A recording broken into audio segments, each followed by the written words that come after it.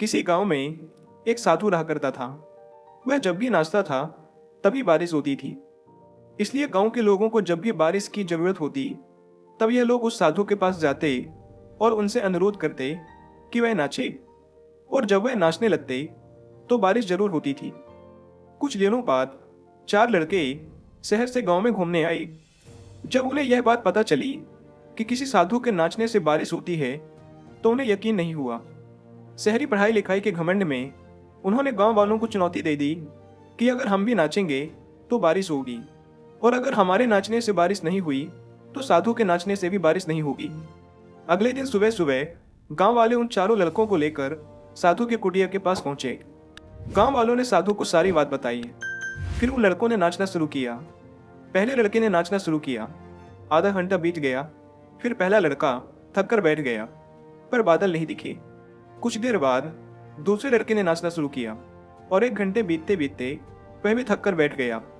बाकी दोनों लड़कों ने भी ऐसा ही किया, पर बारिश नहीं हुई।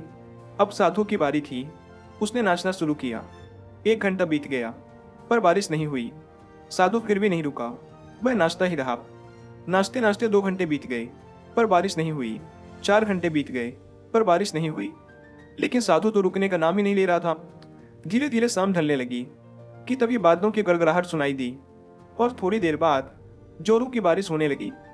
यह देखकर चारों लड़के दंग रह गए और तुरंत साधु से क्षमा मांगी।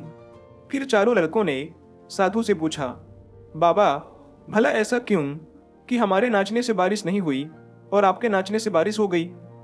साधु ने उत्तर दिया, जब मैं नाचता हूं तो 2 बातों का ध्यान रखता हूं। पहली बात तो मैं यह सोचता हूं कि अगर मैं नाचूंगा तो बारिश को होना ही पड़ेगा, और दूसरी यह है कि मैं तब तक नाचूंगा जब तक कि बारिश ना हो जाए। सफलता पाने वाले में भी यही गुण विद्यमान होता है। वे जिस काम को भी करते हैं उसमें उन्हें सफल होने का पूरा भरोसा होता है, और वे तब तक उस काम को करते हैं जब तक कि उसमें सफल ना हो जाएं।